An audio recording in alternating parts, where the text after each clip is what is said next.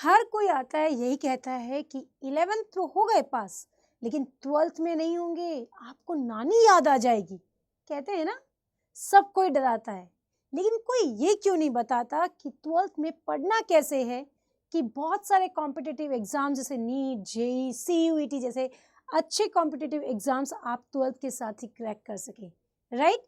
तो डरने की जरूरत नहीं है, पूनम मैम आपके साथ है, वो बताएंगे कि आप 11th में भले ही आपने अच्छे से नहीं भी पढ़ा है तो भी 12th को आप बहुत बेहतर तैयारी करके आप सारे एग्जाम्स जो कि आपको 12th के साथ क्रैक करने हैं वो भी आप कर सकें। तो आइए बिना किसी समय को गवाए जल्दी से पढ़ते हैं और जानते हैं कि हम क्या करें ऐसा कि इसी साल सीयूईटी या नीट या जेई जैसे एग्जाम्स हम 12th के साथ क्रैक कर सकें। तो चलिए बच्चों सबसे पहले बात करते हैं, जब भी हम 12th क्लास के टॉपिक्स को देखेंगे तो हमें थोड़ा डर लगता है, चाहे वो फिजिक्स हो, चाहे वो केमिस्ट्री हो, चाहे वो मैथ हो या बायोलॉजी हो।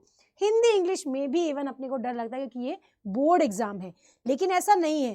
केवल 12th को पढ़कर ऐसा नहीं होता कि हम बहुत कुछ कर सकते हैं या बहुत कुछ नहीं कर सकते हैं, बट 12th को पढ़कर हम अपने कॉन्सेप्ट को बहुत अच्छा कर सकते हैं ताकि भविष्य में हम कोई भी कंपटीशन एग्जाम को दें तो हम उसे क्रैक कर सकें। तो सबसे पहले बात आती है कि अगर हम जैसे बात करते हैं बचपन में फर्स्ट क्लास जो होती है पूरी नींव होती है बच्चे की, जिसमें क ख ग सब कुछ बताया जाता है, तभी जाके हम शब्दों के अर्थ समझ पाते हैं, उस वर्णमाला के आधार पर हम कोई सेंटेंस को पढ़ पाते हैं। ठीक उसी प्रकार 12th क्लास के जितने भी चैप्टर्स हैं उनको समझने के लिए 11th क्लास के कुछ चैप्टर्स को बहुत अच्छे से पढ़ना होगा, है ना? पढ़ना तो है, पर क्या, कौन से चैप्टर और किस तरीके से पढ़ना है वो भी पूर्ण मैम यहाँ पर बताने वाली है। तो यहाँ पर बात करते हैं बच्चों बिना किसी देरी के, अगर आपको 12th को बहुत अच्छा करना है ना तो 11th के कुछ चैप्टर्स जैसे कि आप देख पा रहे हैं, फर्स्ट चैप्टर है आपका 11th का रसायन विज्ञान की मूलभूत अवधारणा और सेकंड चैप्टर है आपका रेडॉक्स रिएक्शन। वहीं पर अपन बात करें कि अपने पास कुछ चैप्टर्स ऐसे भी है जैसे कि रासायनिक आबंध एवं आणविक संरचना, कार्बनिक रसायन विज्ञान, है ना, सामान्य कार्बनिक रसायन विज्ञान। अभी वो समय है जब बहुत ज्यादा आपके ऊपर प्रेशर नहीं है, अभी 12th स्टार्ट हुआ है, अभी आपके पास इनफ समय है कि आप 11th के इन कुछ चैप्टर्स को बार बार एनसीईआरटी की बुक से रिवाइज करें। इससे क्या होगा मैम?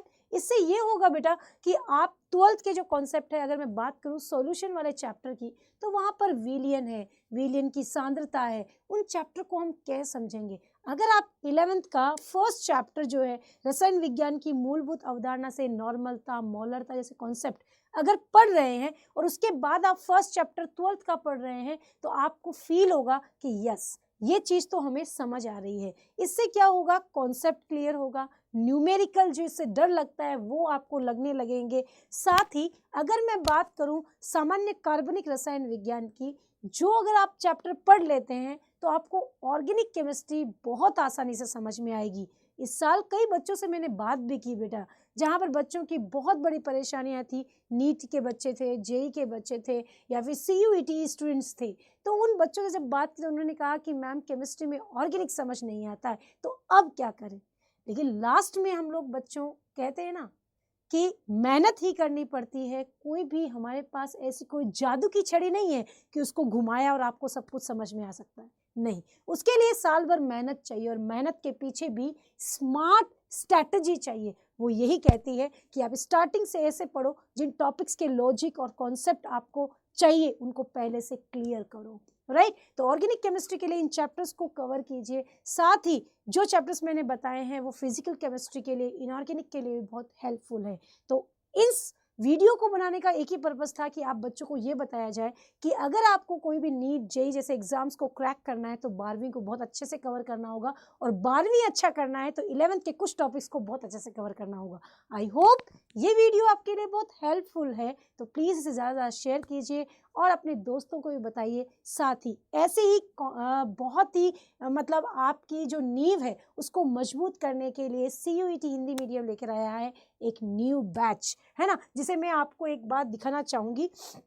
अगर आप बच्चे यहाँ पर एनरोल करते हैं, है ना, अगर आप न्यू बैच में एनरोल करते हैं तो यहाँ पर आप पूनम हिंदी कोड लगाकर यूज़ करते हैं तो इसका प्राइस जो है बहुत ही कम हो जाता है, जहाँ पर आपको सारे लेक्चर्स लाइव मिलेंगे, रिकॉर्डेड फॉर्म में भी मिलेंगे अगर आप उसे बाद में भी देखना चाहते हैं तो, लेकिन ये आपको मिल रहे हैं बस आज, क्योंकि ये बैच कल से स्टार्ट होने वाला है। तो प्लीज़ जाइए, आज ही एनरोल कीजिए और यहाँ पर आप पूनम हिंदी कोड ज़रूर यूज़ कीजिए ताकि आपको पर्सनल गाइडेंस भी और मेंटरशिप भी पूनम मैम की ओर से मिल सके।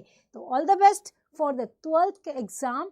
अभी जाइए, ज्वाइन कीजिए और अधिक आपको कोई भी प्रॉब्लम्स होती है तो अभी हमारा चैनल यूपी बोर्ड साइंस अड्डा 247 को सब्सक्राइब कीजिए, क्योंकि यहाँ पर आपकी सभी समस्याओं का समाधान होगा। Thank you so much. Thank you.